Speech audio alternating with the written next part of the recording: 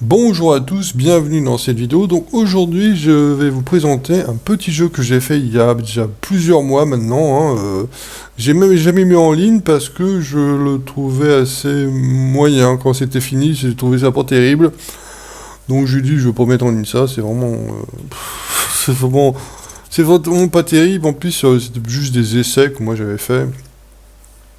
Mais je vais quand même vous le présenter en vidéo, je vais faire un petit gameplay, vous allez voir ce que ça donne.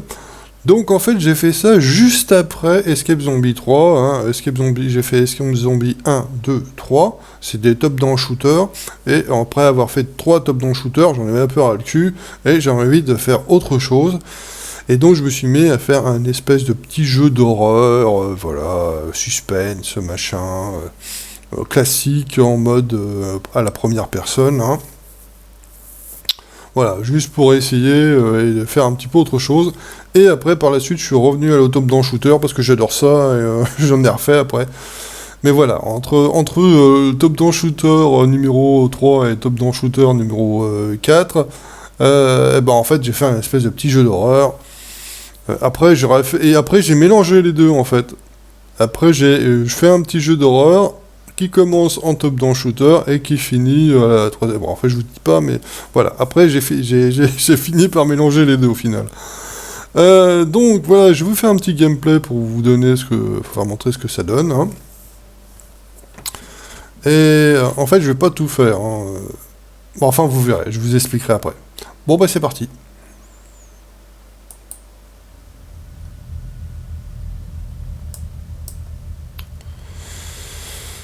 Donc, l'histoire, je vais vous parler un petit peu de l'histoire. Donc, c'est une personne qui est kidnappée, on va dire, hein, et qui est emprisonnée dans une pièce qui n'a pas de porte. Regardez, si vous regardez bien, il n'y a pas de porte nulle part.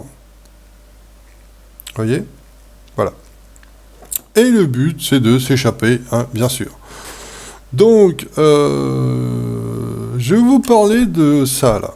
La petite statuette qui est là, hein. En fait, cette statuette-là, c'est une statuette que j'ai cherchée sur Internet en 3D je voulais vraiment la mettre sur ce meuble. Et en fait, j'en ai fait une photo et ça a fait mon menu principal, vous voyez, avec le nom du jeu d'horreur, là. Et pourquoi je voulais absolument faire cette photo? Parce qu'en fait, c'est une vraie sculpture qui existe, hein. Elle s'appelle la Vierge voilée. Et en fait, c'est ma sculpture préférée. Et donc, dans cette espèce de pièce de manoir où il y avait plein de vieux objets, tout ça, je me dis ça serait vraiment génial. Et voilà, je voulais un peu vous parler un peu de cette sculpture. Donc, c'est une vraie sculpture, hein.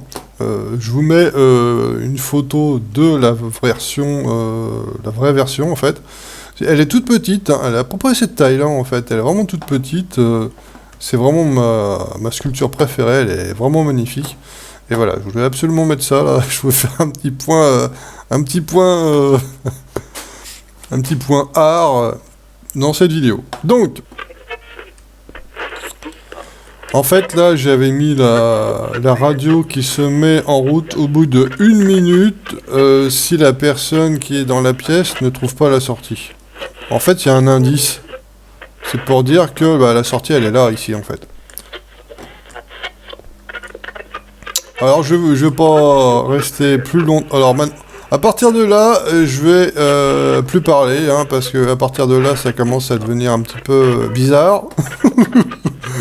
Donc, je vais plus parler, je vous laisse tranquille, et on se retrouve juste après.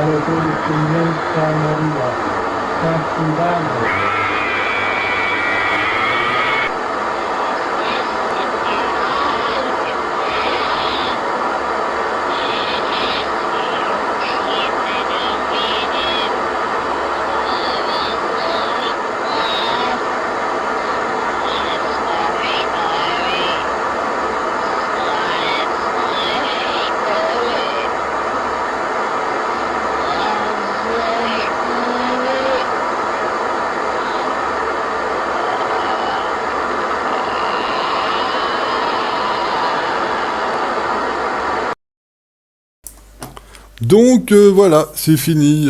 Enfin, c'est pas fini, hein.